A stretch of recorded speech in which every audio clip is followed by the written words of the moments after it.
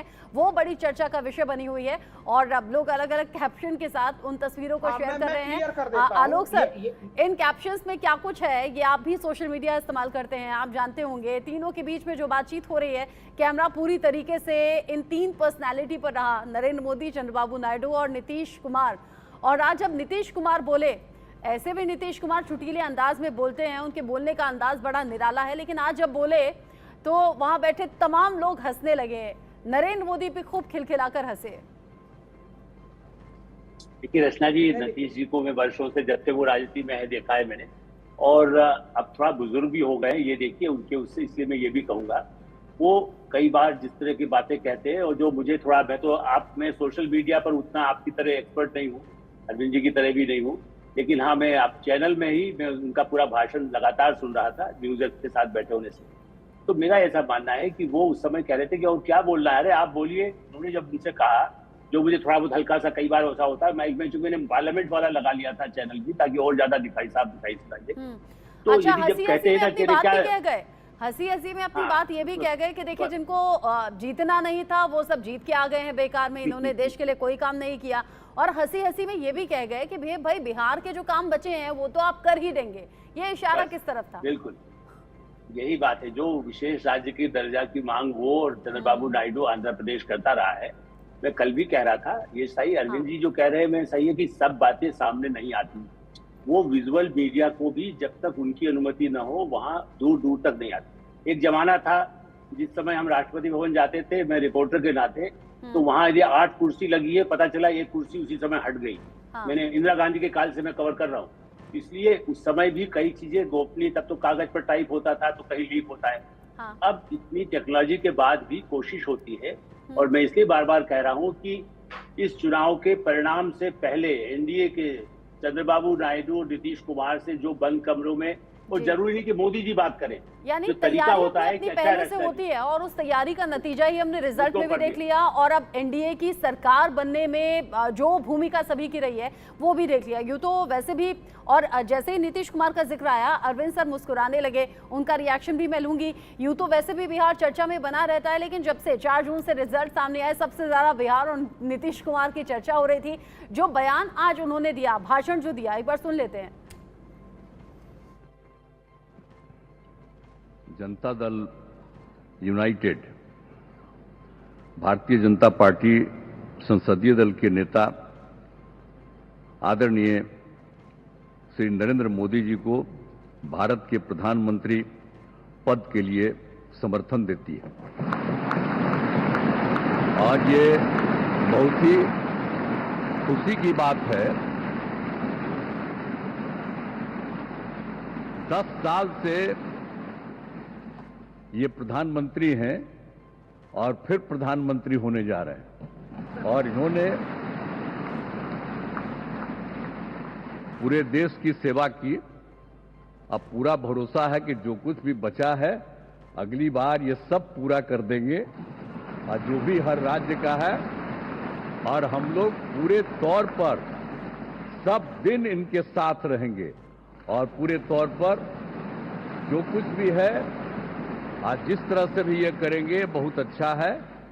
और आप जान लीजिए कि कुछ लोग, हम लोगों को तो अब लगता है कि अगली बार जो आप आइएगा ना, तो इस बार हम देखें कि कुछ इधर उधर कुछ जीत गया है, अगली बार सब हारेगा, हमको पूरा भरोसा। नीतीश कुमार की बात पर प्रधानमंत्री नरेंद्र मोदी भी अपनी हंसी रोक नहीं पाए। ऐसे तो गंभीर बैठे थे, बस स्माइल कर रहे थे, लेकिन जैसे ही नीतीश कुमार ने अपनी बात कही, जोर जोर से ठहाके लगाकर नरेंद्र मोदी हंसने लगे।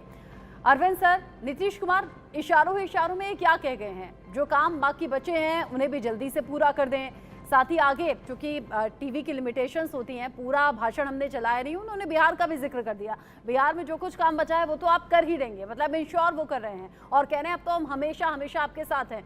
लेकिन ऐसा हमेशा हमेशा वाला बयान उससे पहले भी वो दे चुके हैं। अब ऐसे अवसर पे कोई लिस्ट लेके बैठा हो कि हमको ये चीजें चाहिए, ये मंत्रालय चाहिए, ये तो होता नहीं है। ये चीजें तो अपना कहीं और होती है। लेकिन यहाँ जो बोल रहे हैं, मैं आपको रोक रही हूँ, एक खास तस्वीर मिल रही है। लालकृष्ण आडवाणी से मिलने के लिए पहुंचे हैं नरेंद्र मोदी उनके घर पर। चूंकि ये बड़ा अवसर रहा 4 जून का, जब रिजल्ट सभी के सामने आए और अब जब एनडीए की सरकार बनने जा रही है, तो वरिष्ठ नेता लालकृष्ण आडवाणी के घर पर नरेंद्र मोदी पहुंचे हैं मिलने के लिए। जाहिर सी बात है, ऐसे खास बड़े मौकों पर लालकृष्ण आडवाणी के घर पहुंचते हैं, उनसे मिलते हैं, उनका आशीर्वाद लेते हैं। बर्थडे के खास मौके पर भी पहुंचे थे और जैसे ही कुछ और तस्वीरें आएंगी हम अपने दर्शकों तक पहुंचाएंगे। लालकृष्ण आडवाणी के घर पर नरेंद्र मोदी पहुंचे हैं मिलने के लिए। जैसे ही तस्वीरें सामने आएंगी वो तस्वीरें सबसे पहले इंडिया न्यूज दर्शकों तक पहुंचाएगा। अरविंद सर, अपनी बात पूरी कर लीजिए। वही मैं कह रहा था कि ऐसी चीजें, लेकिन अपने तरफ से क्या दबाव होगा, क्या चाहते हैं, इसका इशारा उन्होंने बहुत साफ कर दिया। और वो बातें फिर किसी त्यागी के बयान से, श्रवण कुमार के बयान से, बाकी इस तरह की चीजें आ रही हैं। तो उधर से तो ये लग रहा है कि मोलतोल में कहीं कमी नहीं है। ये चंद्रबाबू की तरफ से भी, जो उनके सहयोगी हैं, उनके बयानों से भी ये बार बार बात लग रहा है कि मोलतोल। जो कल आलोक जी कह रहे थे, मुझे लगता है वो महत्वपूर्ण बात है कि 4 जो बड़े मंत्रालय हैं उनमें से बीजेपी कोई शेयर करने को तैयार है या नहीं है। डिफेंस, फाइनेंस, विदेश, होम, ये सब बड़े मंत्रालय हैं, तो इनमें से कोई शेयर करे। और मेरे ख्याल से अगर चंद्रबाबू और नीतीश खुद नहीं आते हैं सेंटर में, तो ये मंत्रालय बीजेपी फिर किसी को देगी नहीं।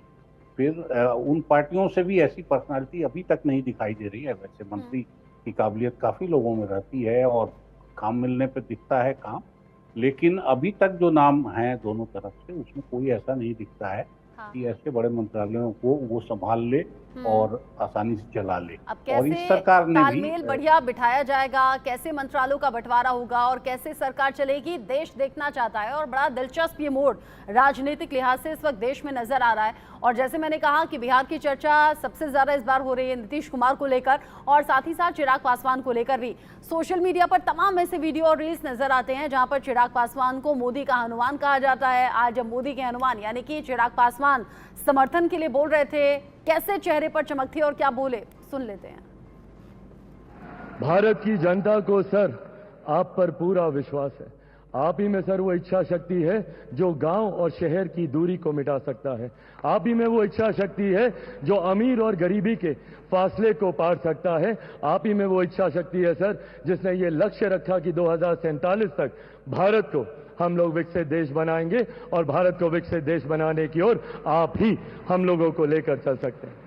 मैं यहाँ इस सदन में मौजूद तमाम वरिष्ठ नेताओं का अभिवादन करते हुए मैं चिराग पासवान, जो यहाँ पर प्रस्ताव माननीय रक्षा मंत्री जी आदरणीय राजनाथ सिंह जी के द्वारा आया है, मैं चिराग पासवान मेरी पार्टी लोक जनशक्ति पार्टी रामविलास की तरफ से एनडीए संसदीय दल के नेता पद पर श्री नरेंद्र मोदी जी के नाम का समर्थन करता हूं। I proudly propose the name of Sri Narendra Modi ji on behalf of Telugu Desam Party for the post of Prime Minister of this great nation.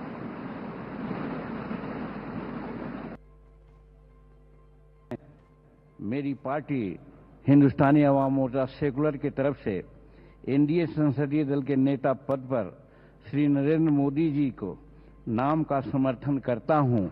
और एक ही बात मैं कहना तो चाहता हूं, दोहराना चाहता हूं, हम उस वंश के लोग हैं जो 24 वर्ष, 24.5 वर्ष लगातार छेनी हथौड़ा लेकर के पर्वत को काटा। पर्वत पुरुष दशरथ मांझी दृढ़ इच्छा के धनी उसी परिवार के हम हैं और इसी आधार पर हम आश्वस्त करना चाहते हैं इस सदन को कि हम हर हालत में नरेंद्र मोदी जी के साथ और एनडीए के साथ रहेंगे, समर्थन करते हैं। बहुत बहुत धन्यवाद। माननीय रक्षा मंत्री श्री राजनाथ सिंह जी ने हम सब के समक्ष एक प्रस्ताव रखा है।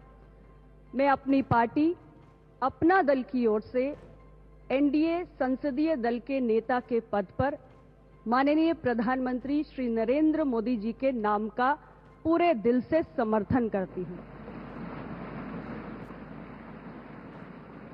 माननीय प्रधानमंत्री जी, आपका ये पूरा एनडीए परिवार मजबूती के साथ आपके पीछे और आपके साथ